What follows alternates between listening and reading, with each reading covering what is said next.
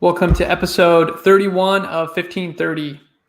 Today we're going to be discussing the U.S. Open, specifically the semifinal and the final, and the excitement, or maybe lack of excitement if you missed the big three in the Grand Slam. So we'll talk about the stats there. But first, we want to talk about the stat of the day.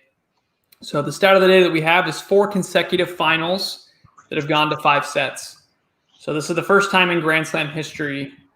So this dates back to, we had Wimbledon go 5 sets with Federer and Djokovic, one of the epic matches. We had the U.S. Open where Medvedev went down 2 sets to love to Rafael Nadal, and he rallied and made it a 5-set match, but still lost to Nadal. And then the third match in a row was Australian Open. Dominic Thiem played Novak Djokovic, was up 2 sets to 1 and ended up losing that match in 5 sets. Obviously, we didn't play the French Open yet. It's going to be after the U.S. Open. And then Wimbledon was canceled for the first time since World War II. And now we have the U.S. Open where it also went 5 sets with Dominic Thiem being the victor there. So kind of unique, shocking. What is this a sign of, Matt? Is this a sign of maybe more parity? Is it random luck? Changing the guard? And what are your thoughts on that? 4 consecutive Grand Slam finals that go to 5 sets. Yeah, I mean, I think there's a certain amount of it that, to me anyway, I think it's just not necessarily a fluke per se, but it just happened to be the case. I don't know that it's really foretelling of a lot of things, but who knows? Maybe it's showing that competition's getting a little bit closer between the big three and the others. But I mean, so how many of those? Obviously, the U.S. Open was big three-less, but of those other 3 matches, how many non-big 3 players were in those? So one member of the big 3 represented, at least one member, I guess. Two were in Wimbledon, it was Federer and Djokovic, and then after that it was just, Thiem and Djokovic or Medvedev and Nadal. So one member of the big 3. So like you're saying, maybe that talks about how the margin is getting slimmer, right? Medvedev, Thiem, these guys are getting a little bit better. Nadal and Djokovic, Federer are better maybe, but not by a ton like they were. So I think you brought up a good point there. But yeah. I mean, that's good to see, right? I mean, you got these guys at least going toe-to-toe with the big 3. It's not just a straight set finish in the final. Right. It's just never as much fun. Yeah, and I feel like it's more exciting too, right? When you go 5 sets to win the trophy, I think that's just means a lot more. Obviously, it's hard to win 7 matches, but it's extra hard when you're fighting to the limit, right? To get that 5th set and to triumph. And it was funny too because I was watching the match with my wife, and Zverev was up 2 sets to love. I was like, this isn't even a competition. Zverev's playing so well. It's like, well, maybe Thiem will come back and at least make it a match, and then push it to 5 sets and Thiem wins. And my wife's like, oh, this match went way longer because if it had been best of 3, it would have been done pretty quickly. So maybe we were also a little lucky there. And last year at the U.S. Open, right, Medvedev was maybe a little lucky to come back, but I think there is something there that there's a little bit more parity in the game, which is fun for the fans, I think. But let's talk about our predictions, Matt. So who do we have? We had I think I picked Medvedev to win it over Zverev in 4 sets. Let's not talk about this. Yeah, no, Medvedev obviously didn't make it out of the semis. Zverev made the final, and then I was super shocked looking at the scores. I didn't watch the full semifinal with Zverev and Carreño Busta, but I saw that Carreño Busta was up 2 sets to love. I'm like, Matt was freaking right. And then, of course, Zverev had his first comeback from 2 sets to love down. First career comeback, and he beats Carreño Busta. So pretty shocking, but that's predictions are predictions, I guess. But yeah, what did you take from Zverev? I mean, that takes a lot of mental toughness to come back from 2 sets to love. Oh, absolutely. I agree. It's good to see, right? He made it to a final. He's got to feel good about that. It's got to be hard to be up 2 sets and a break in the last match. But obviously, to see him there is a good thing. There's been so much hype around Zverev, so much talk about him doing stuff, and he just hasn't delivered. So I don't know. I'm sure that I have to imagine that having no fans in the crowd was helpful for him. I feel like he didn't feel a lot of the pressure that maybe he normally does. So that was probably helpful. But who knows? We'll see. We'll see if he can maintain it and build on it. That's the real question, right? Can you build on this? Can you make it, or are you going to let it kind of crush you and move on? I think that's something that the big three is so good at. It's just saying, okay, well, I was so close, but I just got to move on. Fed when he lost to Joke, and he should have won the match, but he lost to Joke, and he was asked about it, and he just gave a little insight on his mental fortitude when he just talked about, you got to move forward, you got to keep going. I think they're able to do it more than anybody, but it'll be interesting to see what happens with Shasha. Right. Short-term memory loss for the bad ones, for the bad losses. And like you said, you build on it. But I'm convinced, I'll just say it right here, I'm convinced Zverev will win a Grand Slam someday if he plays the way that he did, especially in the first two sets. I saw a very different Zverev. I know this isn't the first time he made a semifinal of a major, right? He made the semis in Australia and kind of got the monkey off his back there because he had never made a semi before that. He lost in a tight one to Thiem with a bunch of tie breaks in 4 sets. But look, not only does Zverev come back from 2 sets to love down, he came out in the final with the game plan. He was hitting the serve very well, 132 mile-an-hour bombs, right? Lots of aces. He was hitting the forehand with conviction, right? A lot of times that's a shot where he just likes to kind of play it into the court, go cross court maybe, and he likes to finish things off with his backhand. But he was hitting the forehand up the line. I remember there was one shot where Thiem hit a very good cross court, kind of pulled him off the court, and Zverev just hit it up the line, almost 100 miles an hour for a winner. And the commentators were like, I've never seen Zverev, hit the forehand like that. Very shocking. He was going to net very effectively. He looked definitely like one of the better volleyers. I know he put in a lot of time during the COVID offseason, I'll call it, working on his volley. So I think if he can, like you said, if he can build on this, I think for sure we have a Grand Slam winner. And let's not forget, he was up a break in the 5th. He was serving at 5-3 and couldn't do it. So it could have just been, and it went to a tiebreak in the 5th, right? He could have easily been the one to pull off the trophy. He didn't. Thiem, was able to grit it out, but I think Zverev has a lot of great potential, and I think we'll see him winning maybe even multiple slams if he can build on this, like you mentioned. So we'll obviously get into the full numbers of that match, but first of all, I want to talk about IBM's key to the match. This was obviously done by Watson, their supercomputer. We've talked about it before on how sometimes it doesn't feel like those keys necessarily represent the match, but again, it's just they kind of model the match based on, hey, this player and how they match up against this player. What would be the most likely scenarios for how the player would win? They kind of predict almost like the strategy in which they'll win points, right? Kind of interesting. But this is the first time I had seen a key to the match in the U.S. Open regarding 1530. So in the final, the key to the match for Zverev was he needed to win 75% of his points when serving at the score of 1530. He did that in the second set, which he won.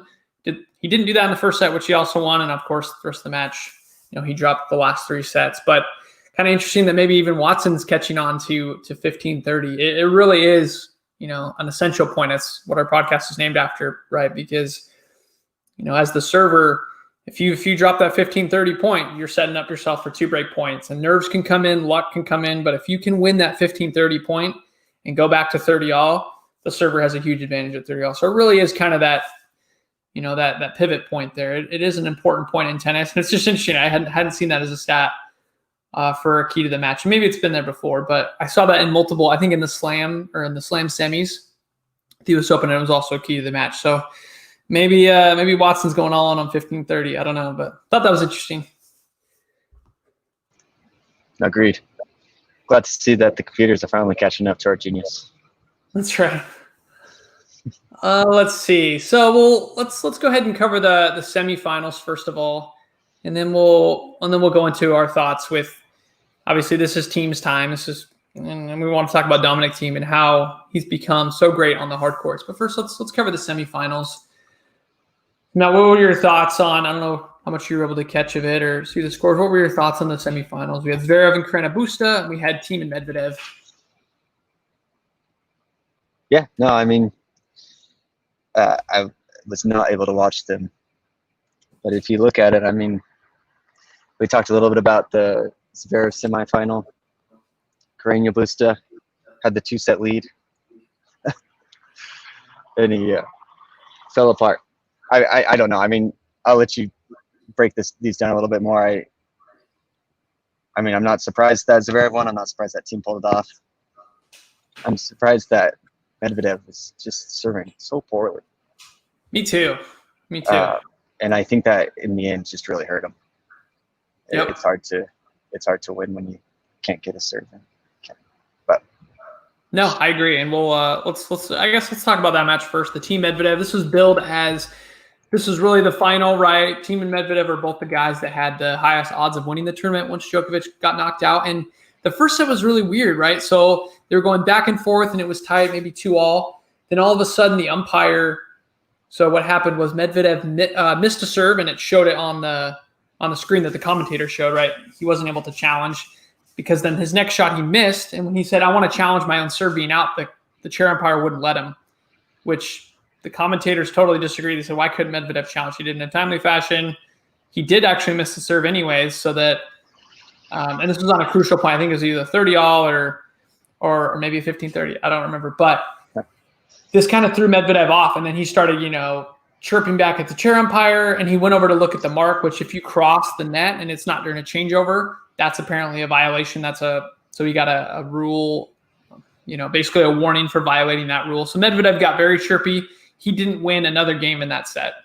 So he lost it 6-2. So I think that kind of just set him off, which is weird, right? That you got to be mentally tough. But this team was hanging in there. And then in each of the next sets, he was up a break every time, Medvedev. And then Thiem would somehow rally and get the break back. The best set was the third set.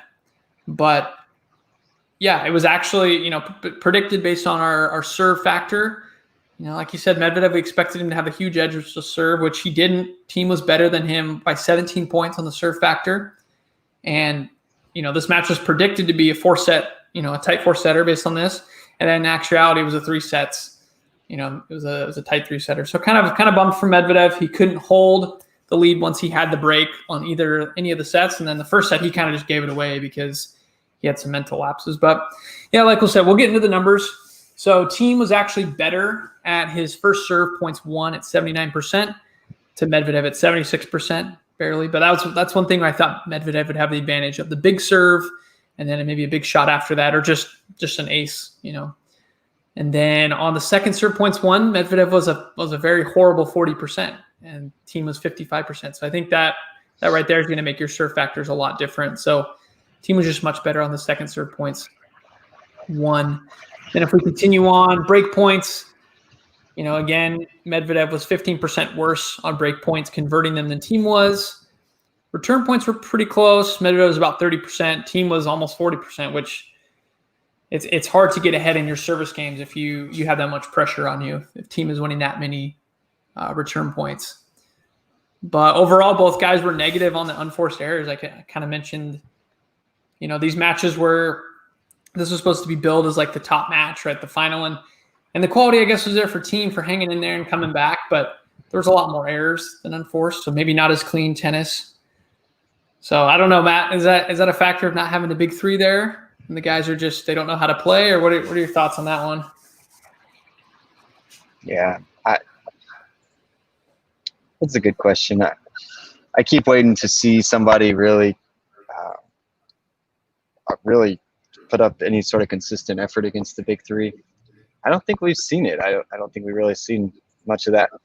I think that any tennis played in 2020 has to have a big asterisk on it. I know we talk a lot about stats, but there are also other factors that play into these matches and I think probably condition-wise, maybe none of these guys are at what they usually are because of quarantines, because of just totally upended routines.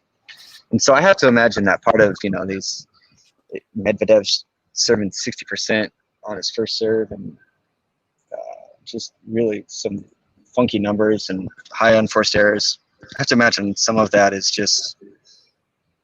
they're just not used to playing tennis. You have to maintain such a certain athleticness. Yeah. You probably didn't have that. So you're playing a fortnight of tennis. I don't know if either of I can't think of if either of these played in the tourney that was right before this. I know Joke did, but so there's a lot of tennis, not a lot of build up.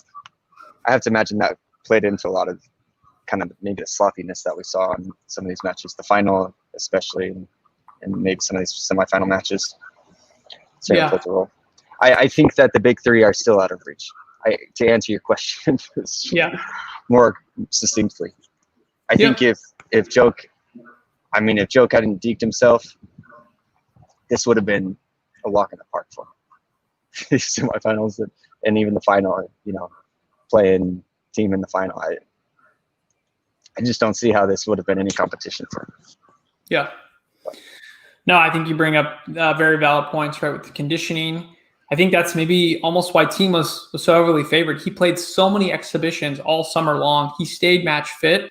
I think, like you're saying, so many guys did not. And they, there's a little bit of that rust from not playing as much tennis. Because though they played the Western and Southern Open, which, again, they didn't play at Cincinnati. They played at New York. They didn't play the Washington tournament right before.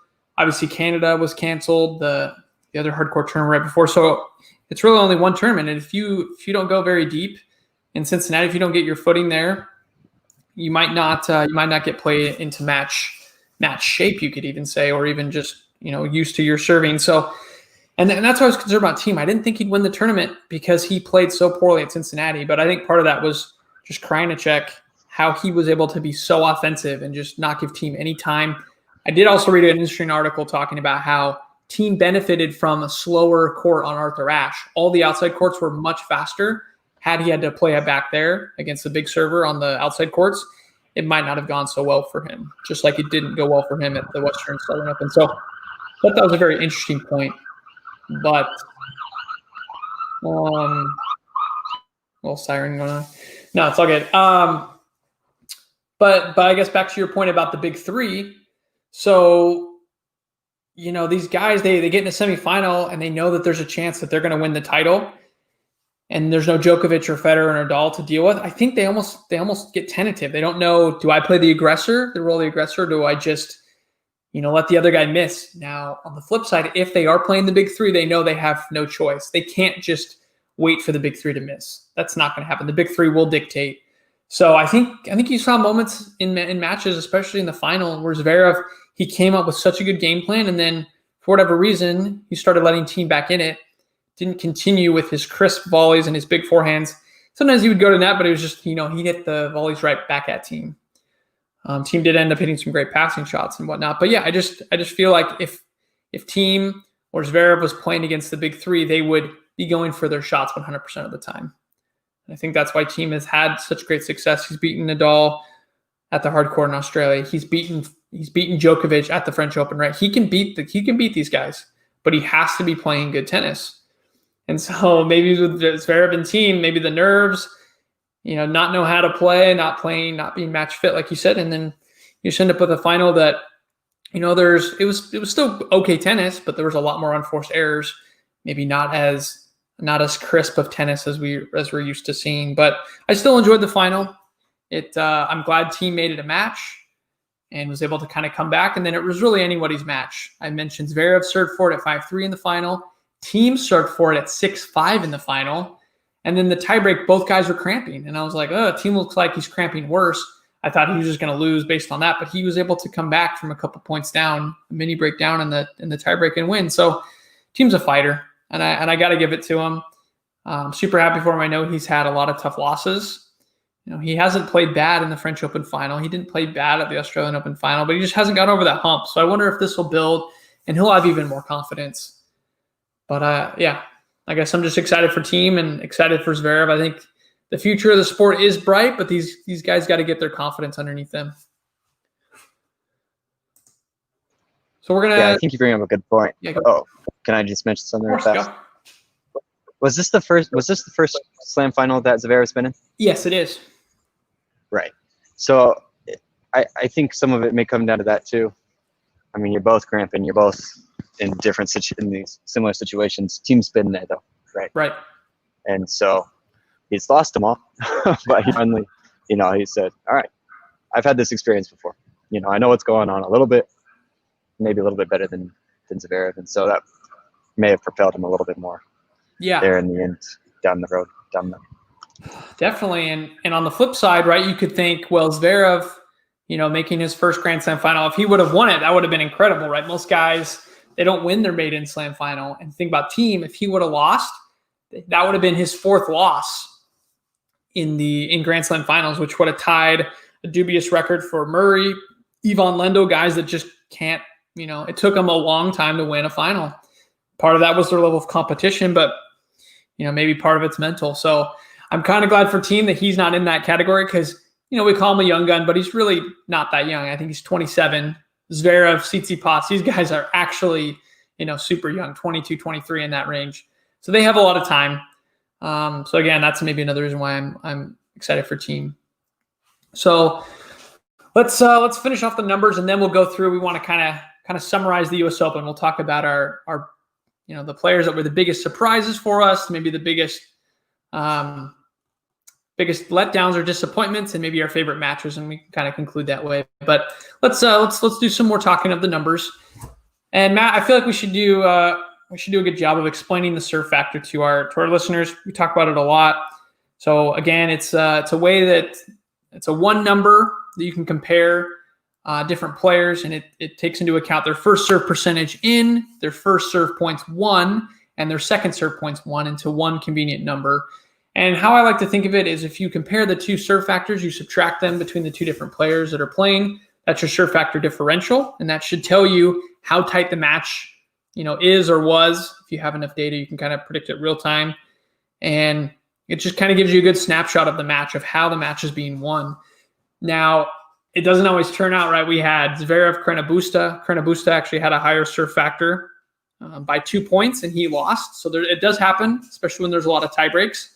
But it's almost like I came up with the analogy just recently, thought I'd share it, like the Electoral College or the popular vote, right? So this year is an election year for the United States presidential election. The person who wins the popular vote doesn't necessarily always win the Electoral College, right? Like, you could, I think Hillary Clinton won by, a few million votes in 2016, but she still lost the Electoral College to Donald Trump because that's just the way that it works out with the winner-take-all system. She didn't win the right votes, you could say. And just like with the serve factor, even if someone has a better serve factor but loses, they maybe didn't win the right points. Maybe in a tie break, maybe a couple break points didn't go their way. So kind of a good way to think of it, but I think it does show, just like the Thiem Medvedev match, it was tighter than the score showed. It was not just a straight sets of fair on the statistical side. It was a 4-setter based on the serve factor. So kind of like using that as a tool, and it's a unique tool that we have here at 1530. So we'll talk about the final. The final was actually the second tightest match that I charted. It had a serve factor differential of 4. Both guys didn't have a very high serve factor. I consider serve factor of like 100 to be pretty good. That's, a lot of times Djokovic, Federer, these guys are like 120, 110. Thiem was 102, I guess, in the semis against Medvedev, but in the final, Thiem was 90 and Zverev was 86. So both guys did not play very well on that account. Thiem had 48% second points won, and Zverev was even worse at 41% second serve points won. So just, we're used to over 50 for someone, dominating and doing well. Zverev played fairly well all tournament though, with his first serve points won at 70%, but his drop off with the second serve, right? He had all these errant double faults, where he's not accelerating on the ball, or just really bad misses. So there's a few times where he was actually going for it, 130 miles an hour in his second serve. And so I think that'd be an interesting future episode to talk about the statistics of basically just serving 2 first serves. But Zverev, I think that really hurt him. He needed to tighten that up. On the break points won, it was by 10%. Thiem got him 54% conversion to 44%. The return points were pretty much exactly the same at 40%. So both guys putting decent amount of pressure on each other. And we saw that with lots of breaks. And then I mentioned the unforced error ratio being -12 and -13, both negative by quite a bit. So not as high quality. Zverev, 65% points won at the net. It was much better in the first couple sets, kind of dropped off a little bit. Thiem didn't go to the net as often, but he finished at a higher percentage at 74%. So overall, Thiem only won 4 more points than Zverev, but in the serve factor, 4 points better. Anywhere between 0 and 10 on the serve factor differential. That's a tight 5-setter. And that's exactly what it was. But again, it was a great fight between both guys. Both guys are very respectful. Thiem was lavishing praise on Zverev. They had a cool little secret handshake that they did, or because they're very close. They grew up together in these tournaments, becoming pros together. They have great respect for each other, and it's this could be an interesting rivalry if they're two of the top guys here for a while. So those are the numbers I have for that match. And then I think we already kind of covered the Medvedev team. The popcorn match that really wasn't, but team played good enough to win there. Okay, Matt, let's talk about kind of the biggest surprise. Which player to you was the biggest surprise this year at the U.S. Open? Yeah, you have to go, well, in my opinion, with Carreño Busta. I say this understanding that he was gifted. He was gifted life there, right? How unfortunate. He's playing joke. He was up a break in that first set, but no, Joke probably would have taken it outright by any estimation.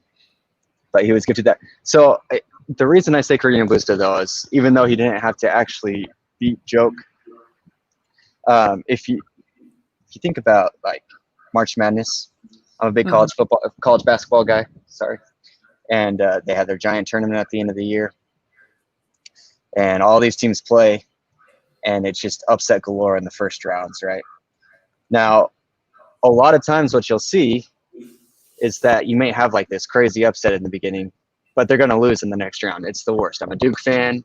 They get upset way more often than they should in the first or second round. And then the team goes on to lose because it was just a fluke of a game. It was just like they played lights out in that first round against crazy good competition, and then boom, they're done. Whereas Carreño Busta, he took advantage of the gift he was given. So he didn't have to really play joke, but he moved on and he won. He beat Shapovalov and then made it to the semis, where he put up a really tough fight against Zverev. And obviously Zverev pulled himself together and took the match. But I don't know. I think that's great. He took advantage of what he was given and really moved forward. So I think that's awesome. Yeah. I don't know if it's carrying forward. I mentioned to you before we started recording that, he just lost 6-1, 6-1 to Rafa in this tournament they're playing, but they are on clay, right? So yeah. You got to give it to Rafa. But anyway. Yeah, that's a good point that you bring up. See him out there. You can see him play. Yeah, Carreño Busta was so consistent, so good with that forehand, keeping the ball deep. He actually was fairly fun to watch, even though he plays a little bit more of a counterpuncher style. But he was amazing, and to say he might not have just been a one-time fluke, right? He made the U.S. Open semifinals in 2017, so maybe he's more like a Wichita State or some small team that makes it far in the dance a couple multiple times. So yeah, he really did do great. It was very close to a final, his first Grand Slam final. But let's see, for biggest surprise, I'd probably have to go with Rublev. I think he's finally living up to the billing. He had a lot of hype when he first came in to being a pro, and then didn't really have the results there. Last year, I believe it was last year, he beat Federer in straight sets on Cincinnati, one of his favorite courts. This guy can play some offense. I think last time we had our episode 30, we talked about how Rublev had the highest first serve points won, right? So he hits his first serve, and then he's able to win that point better than anybody else left in the tournament, which is shocking because he's not a big guy at all, right? He puts everything he has into his shots. He's a smaller guy, but he also delivered. He beat some good opponents. The first couple rounds, maybe not anybody crazy, but he beat him in straight sets. And then the fourth round, Berrettini, kind of a rematch of the U.S. Open in the quarters. Berrettini beat him last time around in 4 sets. This time he beat Berrettini in 4 sets, which Berrettini was one of the better players last year in 2019. Another pleasant surprise that I have was Shapovalov. Of all the players to get to the quarters and almost the semis, if he would have won the 5th set against Carreño Busta, he did great. I thought he was a little bit less polished. I thought players like Zverev and Tsitsipas, even some other players would have gone further than him. But Shapovalov played really well. He plays some very high risk tennis. He goes for the winner a lot, which is exciting. In his 5-setter that he lost, he had 76 winners, but unfortunately or 75 winners, excuse me, but he had 76 unforced errors. So he plays aggressive. It's fun to watch. He just needs to dial it back a little bit. He actually also had a little bit of double faults that were creeping in. Gotta learn from your guys Zverev there, not have those double faults, so cut down on the misses. But he's a very fun player to watch. I think he has a good future, and I was pleasantly surprised by his performance in the Slam. All right, Matt, who's your biggest disappointment of the tournament besides Djokovic walking out? Which fluke that was.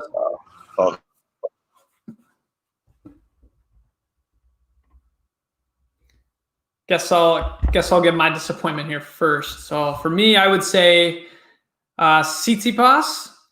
Was pretty rough seeing Tsitsipas lose in the manner that he lost. Not just, I mean, Coric is a great player, right? He's very consistent, but the manner that Coric beat him, because Tsitsipas had 6 match points, right? There was one, actually a 15-30 moment for the Slam where Tsitsipas was at 15-30, and this was at 5-2 in the 4th set. Tsitsipas needed to win this game, and then he would win the match. And he hits a serve, but he lets Coric, out offense him, which Tsitsipas is extremely offensive. Coric hits a huge backhand up the line, and then he comes to net and finishes a very nice angled volley. And it's 15-40, 2 break points, and we all know what happens there, right? Tsitsipas gets broken. His 2 break advantage goes away, and eventually he loses 7-5 in the 4th set. So just kind of disappointed in the manner that he lost, but I still think he played his big game style. He really was, all he needed was one of the 6 match points to win that match. And I do think he has a great future, but very disappointed. I think this could have been a good opportunity for him. But I guess the other player I'd have to say as well was Raonic. He beat Djokovic 6-1 in the first set in the Western and Southern Open. Of course, he ended up losing the next few sets, but he was playing very highly offensive tennis. He was really feeling it. Huge serve. And then what does he do? He loses very, very early on in the U.S. Open to his compatriot Pospisil. Very, very shocking. So not that Pospisil is a bad player, but Raonic, I had him going a lot further. So I'm a little disappointed there. Raonic can be a fun player to watch when he has everything working. He has pretty good hands, big serve. He really has it all. He needs to string it together, I guess. So that was my biggest disappointment of the tournament. Matt, any big disappointments you want to talk about? No, yeah, you stole mine with Raonic coming in off a really good showing in the Southern and Western. And then just, lame ducks it. Yeah. I mean, it wasn't even really a competition. I guess there were 2 tie breaks in that match versus Pospisil. He won one of them. Yeah. But then, 2 of the sets he got broken. Lost 6-3, 6-3. So what can you do? Yeah. But at least Zverev isn't on the biggest disappointment list. I feel like he's always on my list for biggest disappointment out of Slam. And poor Zverev. He's doing fine. The last 2 slams he has done great. Let's see. What would I say? Another disappointment. This is a general disappointment. I could name other players like John Isner or Anderson, but just in general was lack of big servers. I thought we were going to have a year similar to other U.S. Opens or Wimbledons where we have like I said, guys like John Isner or Kevin Anderson or Milos Raonic make the last 4 and even make the final. These courts were billed as very, very quick. All the players, that was the talk of the Western Southern Open. That was the talk of the U.S. Open. But we really didn't see any big servers besides Zverev, I guess, if you count his first serve. Sometimes we really didn't see the big servers deliver. So I'm kind of disappointed in that. But like you were saying earlier, it could have just been they weren't able to get their serve into form. John Isner lost in the first round to Steve Johnson, and Steve Johnson's a good player, but just a little disappointed. I feel like those guys can be the most inconsistent of them all. Isner and Anderson, they can make a Wimbledon semi, but they can also lose in the first round. You just never know what you're going to get with those guys. But so I'm a little disappointed in the big servers. And the Americans in general, I think you mentioned that. I mean, Did we have a single American make past the 3rd round? I think we had Tiafoe, but I think he lost to Medvedev meekly in the 4th round. But still, it's like put up a shot, put up a fight against Medvedev. But Tiafoe got destroyed. Tennis does not belong to the Americans at the moment, and probably won't for a long time. Not at the moment. That is for and sure. that's all right. It's good to see. Oh, yeah. It's awesome to see all this international talent. That's awesome. Yeah. And then, yeah, I totally agree. And then I just want to talk real briefly about Dominic Thiem and his statistics. So I was looking at, his statistics for even just the last, couple years. He really has gone from being mediocre on hard courts to being one of the best players on hard court. I think for me, his turning point was when he won the Indian Wells final against Federer. I believe that was in 2019. Maybe it's 2018. But anyways, he won that final against Roger Federer in 3 sets. I think Fed even won the first set. He came back to win it. And ever since then, his hardcore game, he's just really known how to play on hardcore. Almost beat Joke in Australia, which is almost as hard as beating Nadal on clay. He won his first Grand Slam. I thought it would have been on clay, but Thiem won his first Grand Slam on U.S. Open hardcore that, again, wasn't playing slow. So impressed with Thiem. I was looking at his numbers. Really, though, it wasn't things like first serve percentage or even second serve, or excuse me, first serve points won or second serve points won, which I would have thought it was, because on hard court, you really do have to win more on your first serve. It was actually things like break points and first serve in. So if I look at this little chart that I can draw, it shows Thiem's career first serve in on hard court. So I'm going to draw that chart here. And it's showing that from 2018, his first serve percentage in was 58%. It rose all the way up to 66% in 2019. In 2020, just dipping a little bit below that, but still right there. It's at 63%. So maybe that's something the team has done. He's tried to take a little bit off his first serve, getting it in, and then you're not necessarily playing defense on that first serve. So I thought that was interesting. That's kind of Nadal's strategy a little bit on, I know a lot of courts, especially on clay, you just get that first serve percentage up. But I do think that's helped him. And then the other thing, which is always helpful when you win break points, but the break point numbers were better. So let me go to that one as well. Break points percentage won on hard court. So they were, in 2018, it was 37%. And in 2019, it went up to 41%.